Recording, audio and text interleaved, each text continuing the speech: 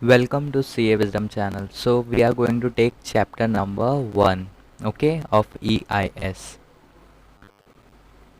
So chapter number 1 is all about automated business processes. Okay, so let's study.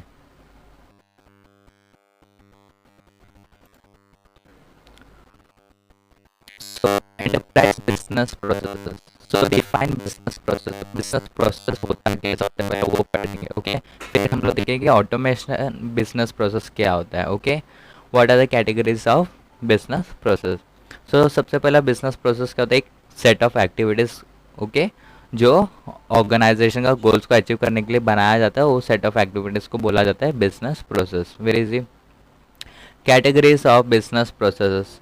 सो तीन तरह के process होते हैं: operational process, supporting process, management process. Okay,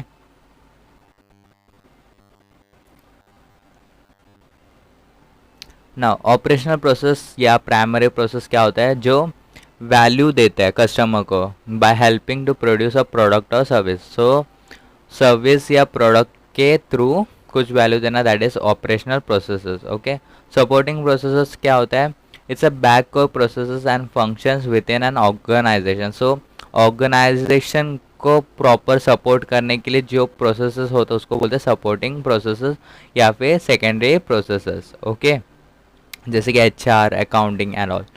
management process क्या होता है, so management processes measure, monitor and control activities related to business procedures and system.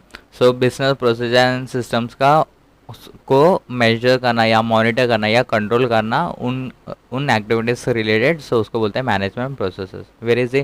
जैसे कि governance, strategic planning, budgeting, internal communications. Now comes business process automation. Okay, business process automation क्या होता है and objectives क्या होता है उनका, let's see. So business process same होता है, बिजनेस प्रोसेस होता है, बट यहाँ ऑटोमेशन दैट इज यहाँ पर ह्यूमन एलिमेंट रिमूव किया जाता है and it is done automatically. Okay, through standardise components. Okay, like technology based components. Okay, like ERP and all. Okay, BPA is a tactic that helps the business to automate processes to operate efficiently and effectively. Objectives क्या क्या होता है, confidentiality. Okay, data एक particular person को ही means जो authorise रहता है वो पर्सन को ही देख they can always see that data. Okay, integrity. So here also जो डेटा है उसको कुछ चेंज या नहीं कर सकते without any authorisation. Okay, availability. So हम लोग डेटा को जब चाहिए हम देख सकते हैं. टाइमलीनेस. ओके, डेटा अवेलेबल होगा eight the right time. Okay, that is timeliness. So confidentiality, integrity, availability and timeliness is the objectives of BPA. Okay,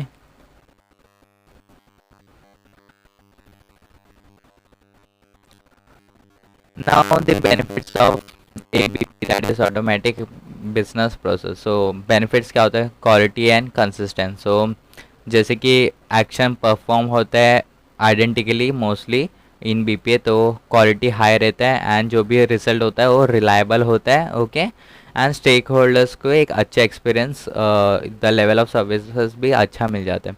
time saving. Okay, जो एम्प्लॉयज़ पहला काम करते थे उनका बहुत कम हो जाता है वो time. Okay, it frees up time to work on items that add genuine. So फिर हमें वो जो प्रोसेस है उधर ध्यान हटाकर हम जो कोर प्रोसेस है, कोर बिजनेस है, उसके ऊपर हम लोग ध्यान दे सकते हैं. Okay, visibility. So automated process are controlled and consistently operate accurately within the defined timeline. Okay, it gives visibility of the process status to the organization. Okay, improved operational efficiency. So operational efficiency कैसे improve होता है, जैसे कि time कम लिया जाता है कोई भी एक टास्क को कंप्लीट करने में. ओके, और यहाँ पर एरर्स बहुत कम हो जाता है. सो स्मूथ एंड एफिशिएंट हो जाता है. Okay, governance and reliability. So जैसे कि यहाँ पर जो भी डेटा रहता है ना उसका जो रिजल्ट है वो that is very much reliable. reduce turnaround times. unnecessary tasks and realign process steps to optimize the flow of information to production, service, billing and collection. So यहाँ पर जो प्रोडक्शन या सर्विस या बिलिंग कलेक्शन ये सब जो पहला बहुत टाइम लेता था उसका बहुत कम टाइम अभी थ्रू बीपीए हो जाता है. ओके. Reduce cost. सो ये एक वन टाइम इन्वेस्टमेंट होता है, सो कॉस्ट भी कम हो जाता है. ओके.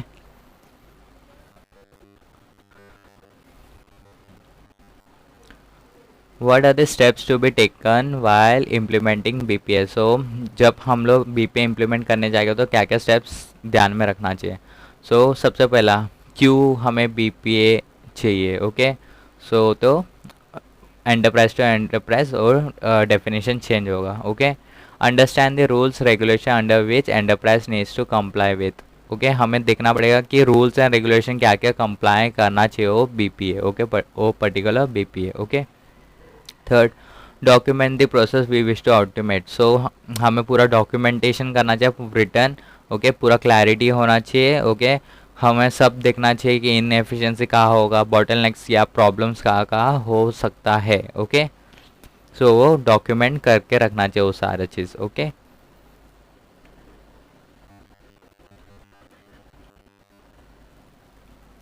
डिफाइन द ऑब्जेक्टिव्स और goals to be achieved by implementing. So oh BPA हम लोग इम्प्लीमेंट करने से हमें क्या गोल्स चाहिए, क्या रिजल्ट चाहिए, क्या ऑब्जेक्टिव्स मिलना चाहिए, वो भी हमें डिफाइन करना पड़ेगा. Okay. Engage the business process consultant. अभी हमें बिजनेस प्रोसेस कंसल्टेंट को भी बुलाकर उनसे बातचीत करना पड़ेगा. Okay. Calculate for rate of return for project. Okay. So sorry, return on investment. So जो भी इन्वेस्टमेंट हम लोग बीपीए में करने वाले उसका रिटर्न जो है वो हमें चेक करना चाहिए वेदर इट इज़ बेनिफिशियल और not. Okay. And last one is developing the BPA. फिर जैसे ये सब कंसल्टेंसी के से हमें पता चल गया तो हम लोग बीपीए को डेवलप कर सकते हैं. एंड जैसे ही डेवलप हो जाएगा तो हमें टेस्ट करके एक बार टेस्ट करके देखना पड़ेगा. ओके. एंड टेस्ट तो बार बार इटरेटिव प्रोसेस है, वो बार बार टेस्ट करना पड़ेगा. एंड कुछ बग्स बिग्स या कुछ प्रॉब्लम्स होगा तो उसे हमें चेंज करता रहना चाहिए एंड वापस टेस्ट करते रहना चाहिए. So this was the step which we have to keep in mind while implementing BPA. Now what is ERM. Okay. So let's see. So ERM is enterprise risk management. So what is it?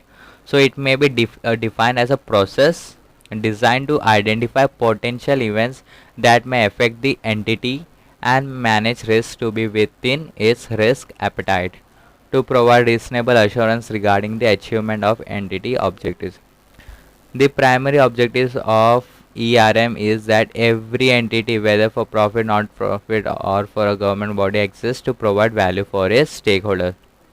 So ERM का primary objective होता है कि सबसे पहला जो provide करना क्या, value to stakeholders. Okay. It's like they have to just do risk appetite कितना है एक पर्टिकुलर एंटिटी का, उनका रीजनेबल एश्योरेंस कितना होगा. Okay. Regarding the achievement of entity objectives. Okay. So that is ERM basically doing. And उनका primary objective होता है to provide value for its stakeholders. Okay. ERM provides a framework for management to effectively deal with uncertainty. So कुछ uncertainty या risk या opportunity. Okay. तो उसको buildup value buildup करने के लिए वहाँ हम लोग ERM उनका ओपिनियंस या उनका मेथडोलॉजी काम आ जाएगा. Okay. Likewise IT related risk को भी ERM मिटिगेट कर सकता है. Okay. IT security and controls are a subset of the overall enterprise risk management strategy and encompasses all aspects of activities and operations of the enterprise. Now, what are the benefits of ERM? So ERM लगाने से हमें benefits क्या क्या मिलेगा? Let's see. So align risk appetite. हम लोग risk को कितना लेवल तक टॉलरेट कर सकते हैं एंड उसके हिसाब से स्ट्रैटेजी क्या क्या बना सकते हैं. That is one.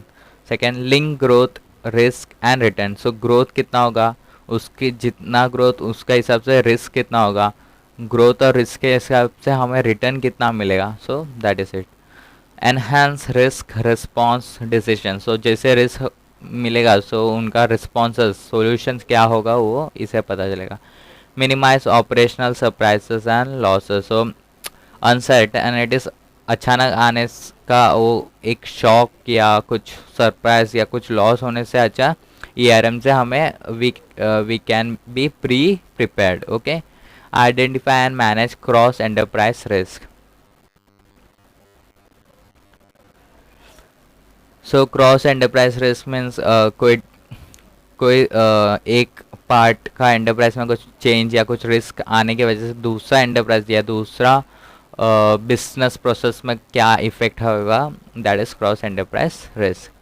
Provide integrated responses to multiple risk, so integrated response जहाँ मल्टीपल रिस्क होता है वहाँ ऐसा सोल्यूशन ढूंढेंगे जहाँ most of the risk can be mitigated through a simple solution or a one or two solution। seize opportunities, so जितना opportunities होगा उतना वो लोग grab करने की कोशिश करेगा। rationalize capital, more robust information on an entity's total risk allows management to make effectively assess overall capital needs and improve capital allocation।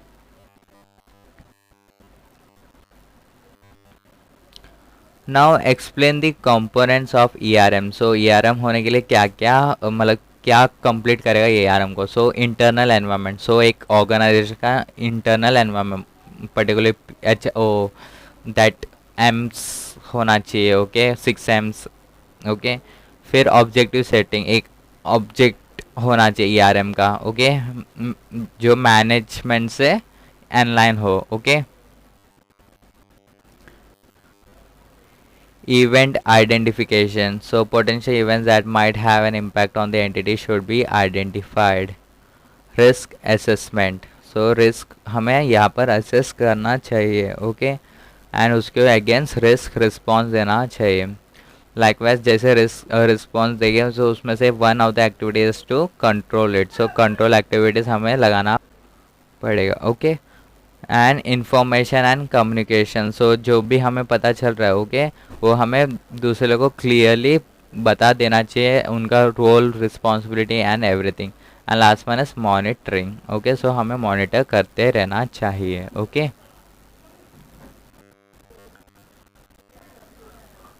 Now explain the framework of ERM, so ERM का framework क्या होता है। So ERM in business includes the methods and processes, so it's some methods and processes used by organization to manage risk and seize opportunities related to achievement of their objectives। ERM provides a framework for risk management। okay, it gives a framework for risk management जो basically हमें ढूंढना पड़ता है कि risk कितना होगा, risk का impact कितना होगा, मैग्नीट्यूड ऑफ दैट इम्पैक्ट, उसका रिस्पॉन्स स्ट्रैटेजी क्या होगा, मॉनिटरिंग प्रोसेस प्रोग्रेस कैसा होगा। So that is framework for risk management. Management selects a risk response strategy for specific risk identified and analyse which में include, so लोग particular response strategy use करेंगे। So let's see the response strategy.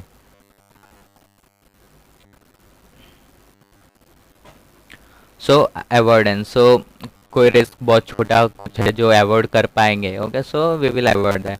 Reduction, कोई risk को हम mitigate कर पाएंगे, so we will mitigate that risk. Alternative action, so deciding and considering other feasible step, कुछ दूसरा कोई स्टेप मीन्स रिड्यूस नहीं हो रहा हो रिस्क, तो दूसरा कोई ऐसा कुछ स्टेप जिससे वो रिस्क रिड्यूस हो पाए, सो that is alternative action. Share और इंश्योर, सो यहाँ पर हम लोग इंश्योरेंस ले सकते हैं एक पर्टिकुलर ऑर्गेनाइजेशन या फिर शेयर कर सकते हैं, मीन्स आउटसोर्स कर सकते हो रिस्क को। लास्ट वन है कि वो रिस्क कुछ चेंज होएगा ही नहीं, means it will not go away, so we have to accept that risk. Okay, and उसका बस हमें कॉस्ट बेनिफिट डिसीजन देखना पड़ेगा बस। So this was the response. Now risk, so risk क्या होता है, डिफरेंट टाइप्स ऑफ रिस्क क्या क्या होता है बिजनेस प्रोसेस ऑटोमेशन में। So let's say risk as per ISO, risk is uncertainty in achieving objective, so risk is uncertainty in achieving objectives. Risk positive भी हो सकता है, नेगेटिव भी हो सकता है। Okay, Risk may be defined as the possibility that an event will occur and adversely affect the achievement of objectives. Okay.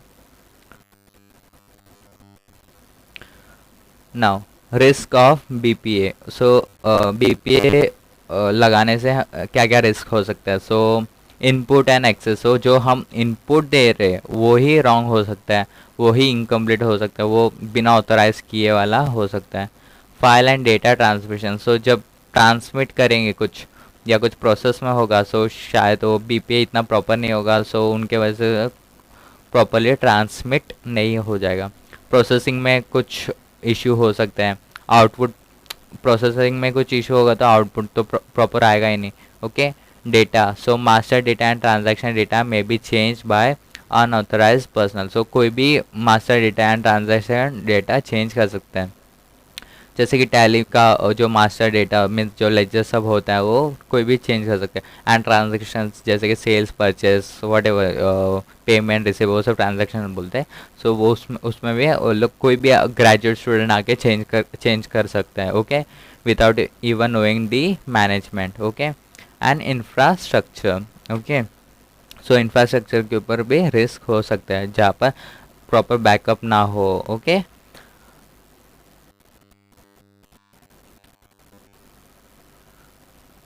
Now different types of business risk. So business risk का different types देखते हैं.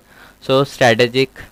So यहाँ पर जो objectives है organisation का, जो objectives है वो यहाँ फुलफिल नहीं होता. So that is strategic risk. Financial. So यहाँ पर negative financial impact होता है. So that is financial risk. Regulatory risk. जो रूल्स एंड कंप्लायंसेस या लॉस एंड रेगुलेशन वो पूरा कंप्लाई नहीं किया जाता है. सो यहाँ पर रेगुलेटरी रिस्क लग जाता है. Reputational risk. सो जहाँ पर नेगेटिव पब्लिसिटी होता है वहाँ पर रेपुटेशनल रिस्क होता है. Operational risk. सो जहाँ पर इफ़ेक्टिवली या ऐसा रिस्क जो इफ़ेक्टिवली या एफिशिएंट मैनर में काम करने नहीं दे रहा, ऑर्गेनाइजेशन को ऑपरेट करने नहीं दे रहा, that is known as operational risk. Now controls in BPA. So controls क्या होता है? Controls is defined as PPP, that is policies, procedure, practices and organization structure. Okay. So control is defined as PPPO, policies, procedure, practices and organization structure that are designed to provide reasonable assurance. So यहाँ पर control में कभी भी reasonable assurance मिलेगा that business objectives are achieved and undesired events are prevented or detected or and corrected. Hope so you got it. Okay, you have to study this definition, okay, by heart. Now internal control. So internal control as per SA 315. So the same thing, internal controls are system consisting of P and one more B, policies, procedure, practices designed to provide management with reasonable assurance, okay, that the goals and objectives of a business are achieved. Okay.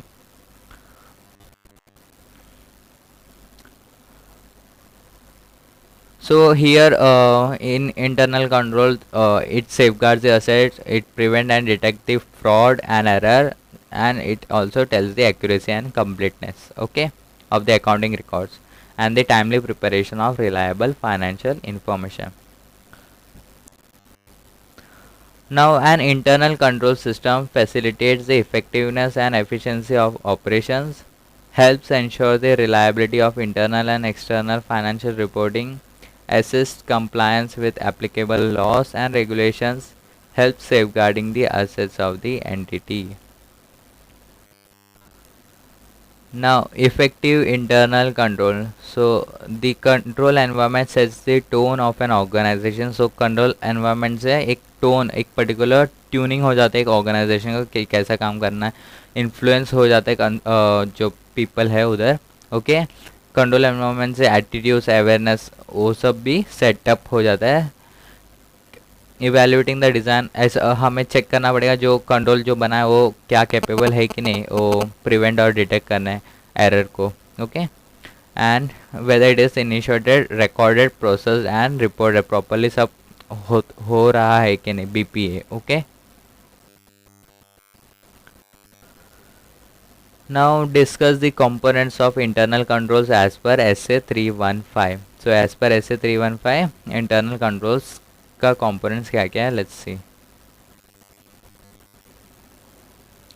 So 5 component है. सो सबसे पहला आता है control environment. So control environment means एक integrity या ethical values जहाँ control environment comprise करेगा वो ऑर्गेनाइजेशन का, उनका रिस्पॉन्सिबिलिटीज़ क्या है, इन मेजर्स क्या है, इंसेंटिव्स क्या है, रिवॉर्ड्स क्या है, ओके, अकाउंटेबिलिटी का, ओके, वो होगा. प्लस यहाँ पर स्टैंडर्ड्स प्रोसेस स्ट्रक्चर सेट होएगा, okay. And resulting control environment एक परवसिव इम्पैक्ट लाना चाहिए on the overall system of internal control. This was first control environment. Second risk assessment. So यहाँ पर रिस्क असेस किया जाएगा, okay. So risk every entity faces a variety of risk from external internal resources. Risk assessment involves a dynamic and iterative process for identifying and assessing risk to the achievement of objectives. Thus, risk assessment forms the basis of determining how risk will be managed. Now control activities. So यहाँ पर control activities लिया जाएगा. So control activities are the actions established through policies and procedure that helps ensure that management's directives to mitigate risk. So it's simply a policy या procedure होता है जो risk को कम करने के लिए किया या बनाया जाता है. That is control objective. Plus इसे हमें ऑब्जेक्टिव जो बिजनेस का ऑब्जेक्टिव वो फुलफिल करने मिल जाता है, okay. So control activities such as SOD segregation of duties means कौन कितना काम करेगा, कितना पावर रहेगा, कितना responsibility, that is segregation of duties. General controls, okay, एक जनरल कंट्रोल्स होना चाहिए. टेक्नोलॉजी, इंफ्रास्ट्रक्चर, सिक्योरिटी होना चाहिए. सॉफ्टवेयर एक्वायर किससे कर रहे हो वो प्रॉपर वेंडर होना चाहिए. That all general controls. And application control. So जो प्रोसेस हो वो मीन्स कंप्लीट होना चाहिए, एक्यूरेट होना चाहिए, ऑथराइज्ड होना चाहिए एंड डेटा वैलिड होना चाहिए एंड जो प्रोसेस वो ट्रांजैक्ट प्रॉपर्ली होना चाहिए, okay. Fourth one is information and communication. So information is necessary for the entity to carry out internal control responsibilities in support of the achievement of its objective. So internal control लगाने के लिए सबसे पहले हमें information की ज़रूरत होता है, both internal as well as external information, okay. तो ही हम इंटरनल कंट्रोल रिस्क को मिटिगेट करने के लिए हम लगा पाएंगे. So that now communication. So communication is the continual iterative process of providing, sharing and obtaining necessary information. So जो वो इन्फॉर्मेशन हमें ढूंढना वो उसको बोलते हैं कम्युनिकेशन. सो वो जो प्रोसेस ऑफ प्रोवाइडिंग या sharing and obtaining necessary information that is known as communication, okay. Now last is monitoring of control. So जो कंट्रोल्स लगा वो प्रॉपर है कि नहीं वो है monitoring of control. So ongoing evaluation, separate evaluations और combination of the two are use to ascertain whether each of the 5 components of internal control including controls to affect the principles within each component is present and functioning. Findings are evaluated against management's criteria and deficiencies are communicated to management and the board of directors as appropriate. Now explain the limitation of ICS. So internal control system का limitation क्या क्या हो सकता है. So जो benefits हम लोग सोचते हैं शायद उससे ज़्यादा cost हो जाता है. So that is limitation. Internal controls do not tend to be directed at transaction of unusual nature. So जो सिमिलर नेचर का ट्रांजैक्शन वो तो प्रॉपरली करते हैं, but unusual nature of transaction वो ये बीपीए या इंटरनल कंट्रोल से प्रॉपरली हमें पता नहीं चलेगा, ओके. Possibility of circumvention of internal controls through collusion with employees और with parties outside the entity. The possibility that a person responsible for exercising an internal control could abuse that responsibility. So जिसका पास भी responsibility होगा, okay, so he can misuse that, okay, or he can override his responsibility or his authorized power. Manipulation by management, so management manipulate कर सकता है।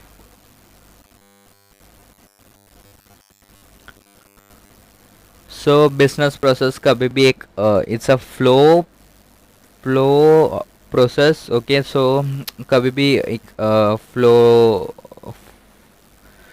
Flow mapping करना है तो हमें फ्लो चार्ट्स बनाना पड़ता है। So that is the concept of flow charts, okay. So introduction to flow chart. A flow chart is a diagram prepared by programmer of the sequence of steps, okay। So it's a sequence of steps involved in solving a problem. It is an essential tool for programming and illustrates the strategy and thread of logic followed in that program. A flowchart helps the programmer avoid fuzzy thinking and accidental omission of intermediate steps. So flowchart designing and document के लिए होता है, and इससे हमें पूरा process पता चल जाता है कहाँ पे फ्लॉस होएगा या कहाँ पे बॉटलनेक्स होगा, okay. So this are there. So तीन तरह के फ्लोचार्ट होते हैं, document flowchart, system flowchart, program flowchart. Let's see. So document flowchart, this flowchart traces the physical flow of documents through an organization. That is the flow of documents from the departments, groups or individuals who first created them to their final destination. So here I will give an example. So sales bills कौन बनाएगा, फिर किसको sales approve हो गया तो वो sales bill customer तक कैसे पहुंचेगा, that is document flow chart. Very easy. Now system flowchart. This typically depicts the electronic flow of data and processing steps in an IS information system. While document flowchart focus on tangible documents, system flowchart concentrates on the computerized data flows of information system. So document तो normal जो physical document है वो कैसा जाएगा, पहुंचेगा वो customer या end user तक कैसे पहुंचेगा, दैट इज़, या फाइनल डेस्टिनेशन तक कैसे पहुंचेगा, that is document flowchart. System flowchart basically जो डेटा होता है वो कैसे इनपुट होगा, कैसे प्रोसेस होगा, कैसे आउटपुट होगा, that is system flowchart. Now comes program flowchart. It is most detailed and is concern with the logical arithmetic operation on data within the CPU and the flow of data between the CPU on the one hand and the input output peripherals on the other hand. So it's similar to system flowchart, okay। यहाँ पर logical और arithmetic operations होता है data के ऊपर, okay okay, and rest is the same. Input process में operation चलता है डेटा के ऊपर डिटेल्ड में, एंड फिर आउटपुट मिल जाता है, okay, and that is program flowchart. So here you will be able to see the symbols, okay। So start end is in this shape, input and output in this shape, flow lines in this shape, decision box in this shape, process rectangle, print in this shape, connectors shapes plus some alphabet, and display, okay। Where is the now discuss advantages of flow charting. So flow charting का advantages क्या हो सकता है। सो quicker grasp of relationship. सो एक element से दूसरा element तक flow कैसे हो रहा है, सो वो रिलेशनशिप मालूम होगा। Effective analysis. सो एक ब्लूप्रिंट बनाने के लिए बहुत अच्छा काम आता है flow chart. Communication, okay, flow chart बहुत अच्छा होता है, ओके, बिजनेस प्रॉब्लम को सॉल्व करने के लिए। डॉक्यूमेंटेशन। सो इससे हम फ्यूचर प्रोग्राम कन्वर्सेशन कर सकते हैं, क्योंकि normal layman person can also understand, even the coders can understand. So documentation and communication can be done. Efficient coding. So coding अच्छा हो जाएगा, एक पर्टिकुलर फ्लो मिल जाएगा तो एक प्रोग्रामर को। Programme debugging. सो मिस्टेक कुछ होगा कि नहीं, ओके, सो फ्लो चार्ट से भी पता चल जाएगा। Efficient program maintenance, okay. So the charge helps the programmer to concentrate attention on the part of the information flow which is to be modified. Okay, identifying responsibilities कौन सा process का responsible लेगा. सो ये फ्लो चार्ट से भी हमें पता चल जाएगा. एस्टैब्लिशिंग कंट्रोल, सो जो भी रिस्क एंड ये होगा उसके ऊपर हम लोग कंट्रोल्स लगा पाएंगे. Okay, now the limitation of flow charting. So limitation क्या क्या हो सकता है. सो कॉम्प्लेक्स लॉजिक, सो ये बहुत कॉम्प्लेक्स होता है एंड क्लम्सी हो जाता है. ओके, जो जो प्रॉब्लम या लॉजिक जो कॉम्प्लेक्स होता है वो तभी. मॉडिफिकेशन, सो कुछ मॉडिफाई करना रहेगा तो सो वापस पूरा रीड्रॉ करना पड़ेगा. Reproduction of flow chart is often a problem because the symbols used in flow chart can not be typed. Okay, link between conditions and actions. So sometimes it becomes difficult to establish the linkage between various conditions and the actions to be taken. Okay, standardization. Program flowcharts, although easy to follow, are not such a natural way of expressing procedure as writing in English, nor are they easily translated into programming language. Okay,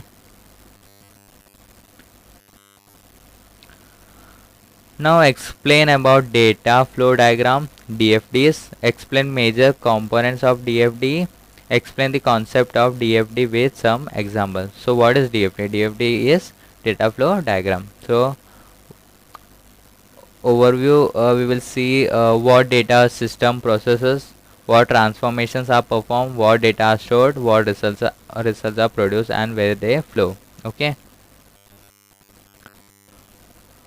so major components of DFD is entity. Okay, so entity से जो data है वो बनता है. Okay, transaction सब बनता है. So data entity is the source और destination of data. Okay, this source in a DFD represent these entities that are outside the context of the system. Entities either provide data to the system or receive data from it. Okay, entities are often represented as rectangles. Entities are also referred to as agents, terminators, or source or sink. Now comes process. So process is the manipulation of work. Okay, so यहाँ पर data को transform किया जाता है या computations किया जाता है, डिसीजंस लिया जाता है या डेटा को फ्लो, एक डायरेक्शनल फ्लो दिया जाता है. In other words, a process receives input and generates some output. Okay, process names usually describe the transformation which can be performed by people or machine. Processes can be drawn as circles or a segmented rectangle on a DFD and include a process name and process number. Now data store. So data store is where a process stores data between processes for lateral retrieval by that same process or another one. Files and tables are considered data stores. Data stores are usually drawn as a rectangle with the right hand side missing and labeled by the name of the data storage it represents through different notation to exist.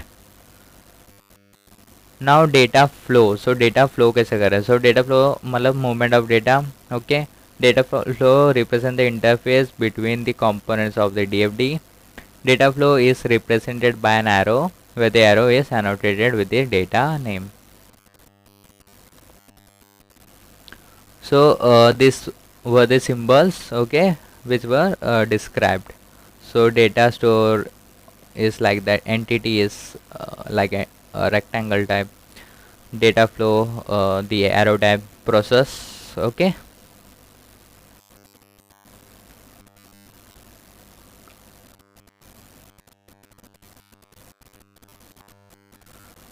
now risk and control for specific business processes. Okay, so how controls for specific business processes could be implemented. So एक particular business के लिए कैसा controls लगाया जाता है, specified businesses के लिए कैसे लगाया जाता है, we will see. So business processes, so controls, suitable controls should be implemented such as manual, automated or semi-automated provided the risk is mitigated. So in computer system control should be checked at 3 level. So 3 जगह हमें controls check किया होना चाहिए. Configuration, so Tally का means I will say so that reliable example मिल सके. सो tally में कॉन्फ़िगरेशन होता है, सो वो प्रॉपर होना चाहिए, कुछ छेड़खानी नहीं किया होना चाहिए कॉन्फ़िगरेशन के साथ. Likewise master, so master means जब basic ledger, basic vouchers and all, जो बेसिक ग्रुप्स उसको बोलते हैं मास्टर. ओके. सो वो एक लेजर में जो पर्टिकुलर डेटा दिया है, डेटा ऑलरेडी ओके, जो लेजर बार बार ट्रांजैक्शन के टाइम हम बार बार वो लेजर लेने वाले, so that is master. So sales, purchase, वो सब एक मास्टर बोला जाता है. सो उसमें कुछ चेंजेस या कुछ मॉडिफाई नहीं किया होना चाहिए, प्रॉपर होना चाहिए basically. And last is transaction. So transaction में भी कुछ मॉडिफाई नहीं किया होना चाहिए. ओके. सो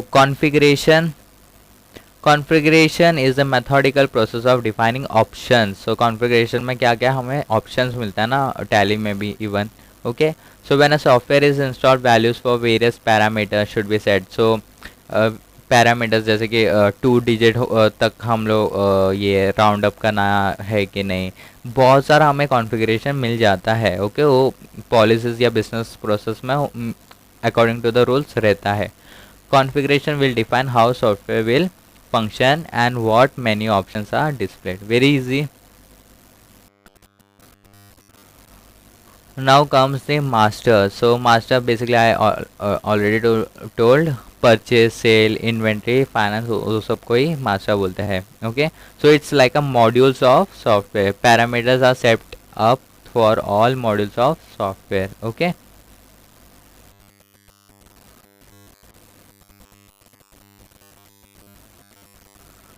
सो मास्टर के अंदर 2 तरह के मास्टर होता है, vendor master and customer master. So vendor master means seller related, vendor bank account details, vendor credit period etcetera.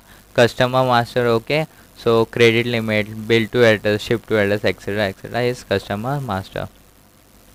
Now comes the sales, comes the transaction. So इधर ट्रांजैक्शंस होता है, sales, purchase, receive, payment, ये सब transactions बोला जाता है. Okay. So यहाँ पर फंक्शंस होता है. ओके. यहाँ पर एक्चुअल ट्रांजैक्शन एंटर किया जाता है. Okay. In application software, that is known as transactions. Now discuss P2P life cycle in detail, how risk and controls are implemented for P2P transaction. So P2P means procure to pay. Okay. Procure करने से पे करने तक का process क्या होता है, that is this. And उसका लाइफ साइकिल क्या होता है. Okay. So let's C.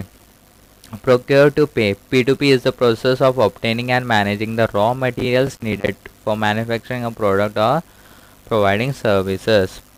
It involves the transactional flow of data that is sent by a supplier as well as the data that surrounds the fulfillment of the actual order and payment for the product or service. So सबसे पहला purchase requisition होता है. Okay. ये purchase हमें ये purchase require है. Okay.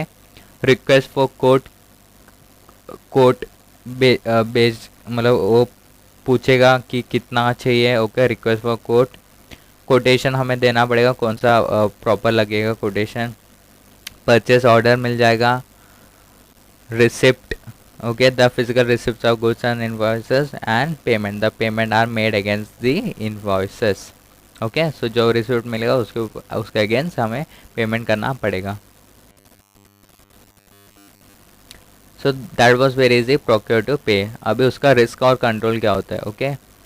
So risk, unauthorised changes to supplier master file. So supplier master file के ऊपर कुछ चेंजेस कर सकते हैं. सो कंट्रोल क्या होगा, only valid changes are made to the supplier. So सिर्फ valid changes ही कर पाएंगे, that is the control.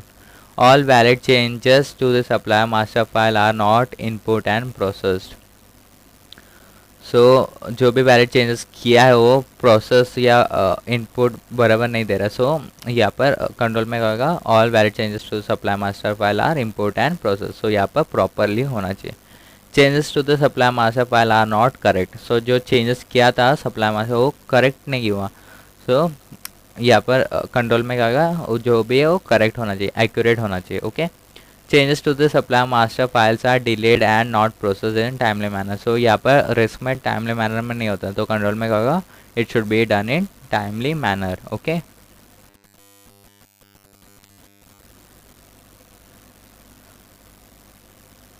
So P2P का we will continue with the risk and control. So unauthorized purchase requisition are ordered. Okay, so unauthorized कोई भी आके purchase requisition भेजता है, so purchase orders are placed only for approved requisition. Okay, so approved requisition में को ही purchase order भेजा जाता है.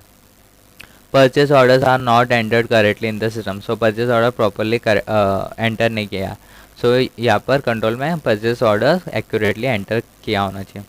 Amounts are posted in accounts payable for goods or services not received. Okay, so goods और services जो मिला ही नहीं उसको पोस्ट किया गया accounts payable. So कंट्रोल क्या होगा, amounts posted to accounts payable represent goods or services received. Okay, risk, amounts posted to accounts payable are not properly calculated and recorded. So amounts posted to accounts payable are not properly calculated or recorded. So properly calculate and record नहीं किया गया था जो accounts payable में amount. Okay, so control में क्या होगा, accounts payable में अमाउंट जो भी है वो एक्यूरेटली कैलकुलेट किया होना चाहिए, रिकॉर्ड भी हुआ होना चाहिए. Very easy. नाउ P2P के बाद O2C. So O2C means order to cash. So order करने से कैश तक का क्या है प्रोसेस. ओके, एंड उसका रिस्क एंड कंट्रोल्स क्या होगा, we will see. So OTC या O2C is a set of business process that involve receiving and fulfilling customer requests for goods or services. It is a set of business process that involve receiving and fulfilling customer requests for goods or services. An order to cash cycle consists of multiple sub processes including order to cash O2C life cycle, customer order, a purchase order received from a customer specifying the type, quantity and agreed prices for products. Recording, availability of the items is checked and customer order is booked. Pick, release, the items are moved from the warehouse to the staging area. Okay, shipping, so यहाँ पर ship transport किया जाता है. Invoice भेजा जाता है, invoice के against पैसा हमें मिलना चाहिए. Okay, reconciliation, the bank reconciliation of the all receipt is perform. So जो रिसिप्ट मिला उसका अगेंस्ट को किया जाता है, रिकन्सिलेशन किया जाता है. Okay, so here you can see in the diagram, customer order, then recording, pick, release, फिर शिपिंग किया जाता है, इनवॉइस बनना जाता है, रिसिप्ट पैसा मिलता है एंड रेको किया जाता है, रिकन्सिलेशन किया जाता है. Easy.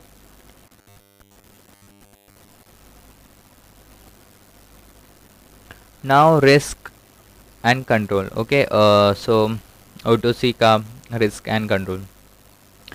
The customer master file is not maintained properly and the information is not accurate. So Amazon में एक कस्टमर उसका मास्टर फाइल प्रॉपरली मेंटेन नहीं किया एंड इंफॉर्मेशन एक्यूरेट नहीं. So customer master file should maintain properly and the information is accurate. Risk, invalid changes are made to the customer master file. So customer master file के अंदर कुछ changes किया हो that too which are invalid. So control, only valid changes are made to the customer master file. All valid changes to the customer master file are not input and processed. All valid changes to customer master file are input and processed. Changes to the customer master file are not accurate. So accurate नहीं है तो हमें accurate control लाना पड़ेगा.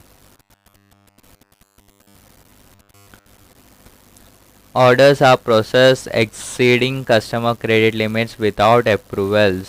So customer credit limit से ज़्यादा exceed कर रहा है तो कंट्रोल क्या होगा, orders are process only within approved customer credit limit. Orders are not approved by management as to prices and terms of sale. So control क्या होगा, orders are approved by management as to prices and terms of cell.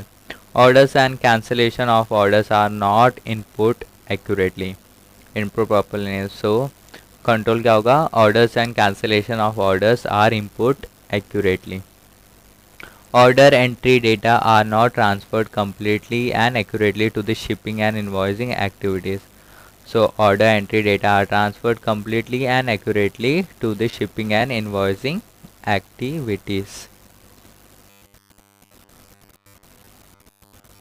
Now discuss inventory cycle in detail. How risk and controls are implemented. So inventory cycle कैसा होता है, okay. सो inventories कैसे जाता है, कैसे आता है, ओके. उनका टाइम साइकिल क्या होता है, okay, that all. So inventory cycle is a process of accurately tracking the on-hand inventory levels for an enterprise. Okay, an inventory system should maintain accurate record of all stock market of stock movements to calculate the correct balance of the inventory. So basically सारा stock movements को यहाँ पर हम record properly करते हैं ताकि हमें balance proper मिल जाए, inventory का proper balance मिल जाए. सो फेसेस क्या क्या होता है इन्वेंट्री साइकिल का. ऑर्डरिंग फेस होता है, सबसे पहले रॉ मटेरियल को ऑर्डर किया था, फिर उसको प्रोडक्शन फेस में चलाया जाता है, एंड डिलीवरी फेस आधा उसे हम लोग बेच दिया जाता है. This is a cycle. Okay, so risk and control. So risk invalid changes are made to the inventory management master file. So only valid changes. Invalid changes to the inventory management master file are input and process. So invalid changes, हाँ यहाँ पर invalid changes input और process हुआ है ऐसा बोल रहा है. So control क्या होगा, all valid changes to the inventory management master file are input and process. Risk changes to the inventory management master file are not accurate. Accurate नहीं है. So control क्या होगा, are accurate. Changes to inventory management master file are not promptly process. So जल्दी process नहीं किया जाता. So control में क्या होगा, changes to the inventory management master file are promptly processed. Now transactions. So transactions, inventory का transaction ये था मास्टर. ओके, नाउ कुछ ट्रांजैक्शन इन्वेंट्री का हम लोग कुछ ट्रांजैक्ट कर रहे हैं. ओके, परचेस का या फिर इन्वेंट्री सेल का कुछ भी. ओके, सो ट्रांजैक्शन के ऊपर रिस्क एंड कंट्रोल कैसा होगा. So adjustment to inventory prices और quantities are not recorded accurately. So जब क्वांटिटीज या प्राइस लिखने जा रहे थे सेल का या परचेस का तो वो प्रॉपरली नहीं लिखा. सो हमें एक्यूरेटली करना पड़ेगा कंट्रोल में. Raw materials are received and accepted without valid purchase order. Raw material मिल गया लेकिन पीओ के बिना, परचेस ऑर्डर्स के बिना. सो रॉ मटेरियल्स का कंट्रोल क्या होगा, only if they have valid purchase order. Okay, receipt of raw materials are not recorded promptly and not in the appropriate period. So receipt of raw material जब मिला तब हम लोगों ने record नहीं किया. सो हमें रिकॉर्ड करना पड़ेगा in control. Okay, defective raw materials are not return promptly to supplier. Okay, जो डिफेक्टिव पीसेस है वो वापस हम लोगों ने वापस नहीं किया. So defective raw materials are return promptly to supplier. That is the control.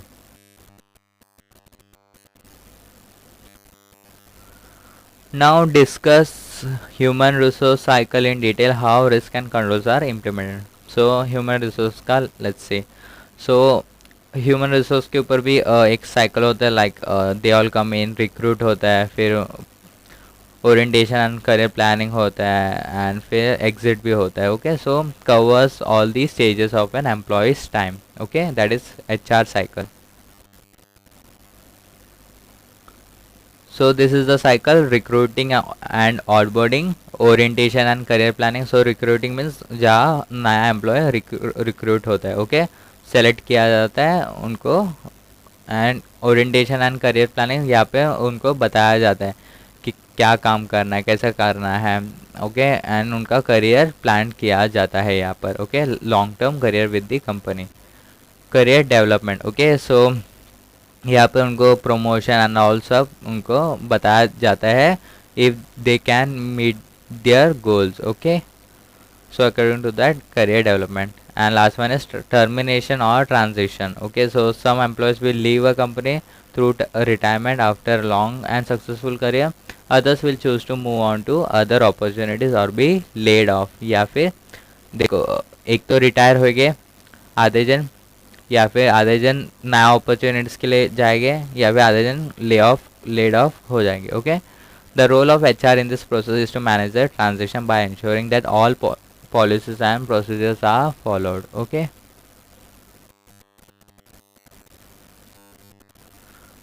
now human resources, so risk and control. Okay, so human resource का configuration के ऊपर risk and control. Okay, so configuration में employees who have left the company continue to have system access. So जो configuration means जो employ जो retire हो चुके या छोड़ चुके हो कंपनी, फिर भी उनका पास एक्सेस होता है उस सिस्टम। सो कंट्रोल क्या होना चाहिए, should remove that employee. Okay, remove the access from that employee. Okay, risk, employees have system access in excess of their job requirement. So system access है, वो भी एक्सेस है। ओके, सो जितना एक्सेस करना उतना नहीं है, उससे ज़्यादा ही उनको एक्सेस करने का ये मिल रहा है, एक बेनिफिट मिल रहा है। सो कंट्रोल क्या होना चाहिए, employee should be given system access based on a need to know basis and to perform their job function. That was configuration of human. Now master. Okay, so master ledgers में क्या क्या risk and control लगाना चाहिए। So addition to the payroll master files do not represent valid employees. सो payroll master file में valid employees नहीं बता रहे, तो कंट्रोल क्या है, वैलिड एम्प्लॉयज़ को ही पेरोल मास्टर फाइल में दिखाना चाहिए। New employees are not added to the payroll master file. कभी कभी नया एम्प्लॉयज़ को ऐड नहीं किया जाता, सो नया एम्प्लॉय को ऐड करना पड़ेगा। Terminated employees are not remove from the payroll master file. So जो जिसको निकाल दिया गया वो एम्प्लॉयज़ का अभी भी पेरोल में नाम है, सो उनको अभी निकाल देना चाहिए। Okay, employees are terminated without following statutory requirement. So control क्या होगा, employees are terminated only within statutory requirement.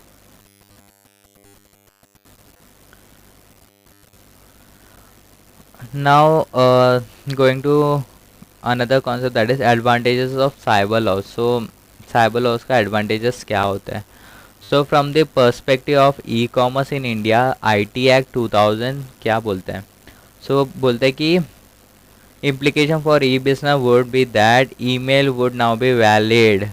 So email को as a proof या valid या legal form of communication माना गया है साइबर लॉ में। ओके, IT एक्ट 2000 में। Okay, company shall now be able to carry out e-commerce using the legal infrastructure provided by the act. DSC बोलते हैं, digital signature validity है and sanction किया है एक्ट में। Okay, the act throws open the doors for the entry of corporate companies in the business of being certifying authorities for issuing digital signature certificates. The act now allows government to issue notification on the web, thus heralding e-governance. The act enables the companies to file any form, application or any other document with any office, authority, body or agency owned or controlled by the appropriate government in electronic form by means of such electronic form as may be prescribed by appropriate government. So act enable किया है certain company को form या application जो भी document है वो particular electronic form या वो एक मींस ऑफ दैट मींस एक पर्टिकुलर मींस के थ्रू ही करना चाहिए, वो गवर्नमेंट ने प्रिस्क्राइब किया है। Okay, the IT act also addresses the important issues of security. Okay, IT act में सिक्योरिटी का इशू भी बताया गया है। Now give some examples of common cyber crime scenarios that can be prosecuted under IT Act 2000. Okay, so let's see. So harassment via fake public profile on social networking site. So harassment करेगा तो वहाँ पे this सो वहाँ पे prosecute भी किया जा सकता है। ओके, फेक पब्लिक प्रोफाइल बनाकर ईमेल अकाउंट हैक कर कर, okay. Credit card fraud, web defacement, okay, means web defacement means यहाँ पर पोर्नोग्राफी या डिफेमेटरी पेज बनाया जाता है। Introducing viruses, worms, backdoors, rootkits, trojans, bugs, okay. Cyber terrorism, online sale of illegal activities and phishing and email scams. So ये सब एक particular scams होता रहता है, okay. Now discuss the term privacy that can be prosecuted under the IT act 2000। So privacy concept के अंदर ऐसा क्या क्या है जो प्रोसिक्यूट किया जा सकता है, okay. So the main principle on data production and privacy enumerated under the IT act 2000 are defining data, computer database, information, electronic form, originator, addressee, etc. Okay. So creating civil liability if any person accesses or secures access to computer system or computer network.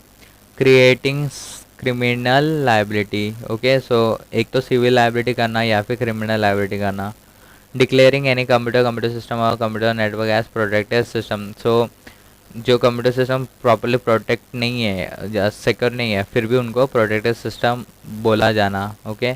Imposing penalty for breach of confidentiality and privacy. So जहाँ पर भी confidentiality and privacy को breach किया जाता है वहाँ पर penalty impose करना। Setting up of hierarchy of regulatory authorities namely adjudicating officers, cyber regulations, appellate tribunal, etc.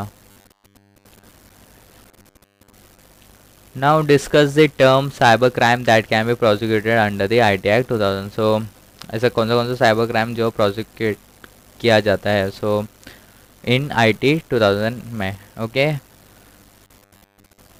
So cyber crime also known as computer crime is a crime that involves use of computer and a network. So means basically online कुछ crime करते हैं that is known as cyber crime या even offline but with use of system with use of computer.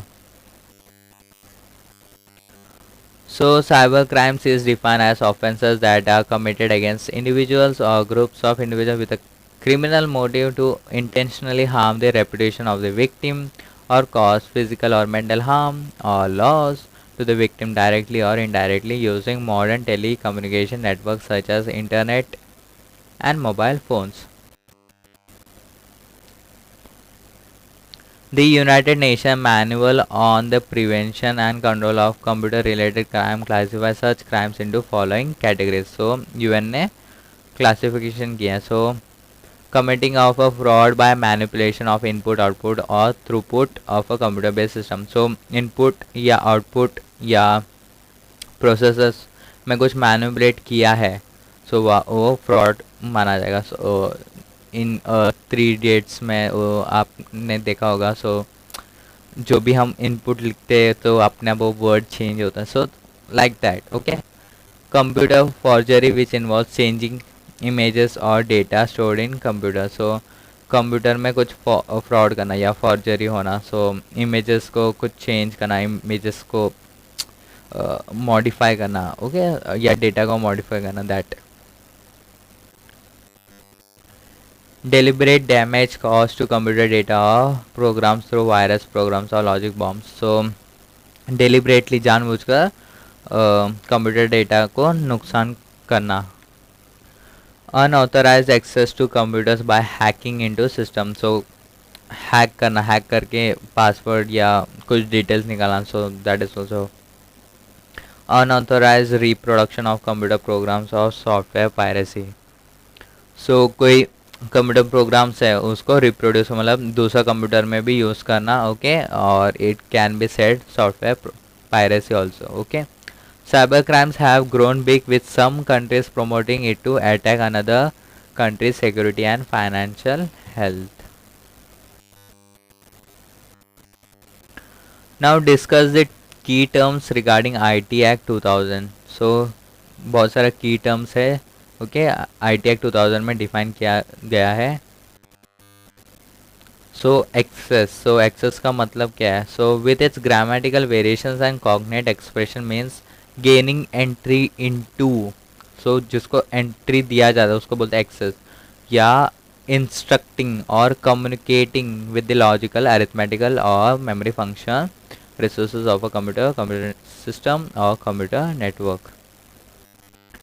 Now computer का मतलब क्या है? Computer means any electronic, magnetic, optical और other high speed data processing device that is known as computer, जो input को process करके output में दिया जाता है। Now what is computer network? So जो कंप्यूटर से कंप्यूटर को कनेक्ट करते हैं, कंप्यूटर से अदर कंप्यूटर्स को कनेक्ट करते हैं, उसको बोलते हैं computer network. It means the interconnection of one or more computers or computer systems or communication device through the use of satellite, microwave, terrestrial line, via wireless or other communication media. Now data का मतलब information, knowledge, facts, concepts, instructions. So इसको data बोला जाता है. Information का मतलब information includes data, message, text, images, sound, voice, codes, etc. Now discuss the term sensitive personal data, SPDI, sensitive personal data information, okay, regarding IT Act 2000. Okay, so sensitive personal data information होता क्या है? Okay, so IT Act 2000 में एक particular practices या procedures दिया है according to the sensitive personal data और information. Okay, so rule 2011 formed under section 43A. Okay, define a data protection framework. So उसमें डिफाइन किया है प्रोटेक्शन फ्रेमवर्क ताकि वो जो भी डेटा है जो पर्सनल है वो सेफ हो सके. Okay, so scope of rules, currently the rules apply to body corporate and digital data. so body corporate कंपनियां के लिए एंड डिजिटल डेटा के लिए ये रूल अप्लाई होता है. Okay, and body corporate means any company and includes a firm, sole proprietorship और other associations और इंडिविजुअल्स एंगेज इन कमर्शियल और प्रोफेशनल एक्टिविटीज.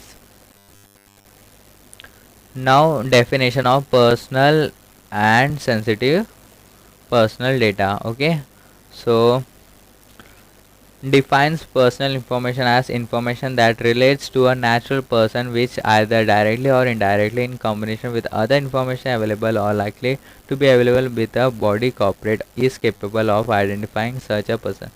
so इसका मतलब क्या है? बेसिकली ऐसा कोई इंफॉर्मेशन जो बॉडी कॉर्पोरेट के पास है जिसके कारण वो पर्सन को रिकॉग्नाइज या आइडेंटिफाई किया जा सकता है, that is known as personal data. Okay, rule 3 define sensitive personal information. So rule 3 में सेंसिटिव पर्सनल इंफॉर्मेशन को डिफाइन किया है, like passwords, financial information, physical, psychological, mental health condition, sexual orientation, medical records and history, biometric information. ये सब क्या होता है? Sensitive personal information बोला जाता है. And the last one is consent. So consent का मतलब क्या है?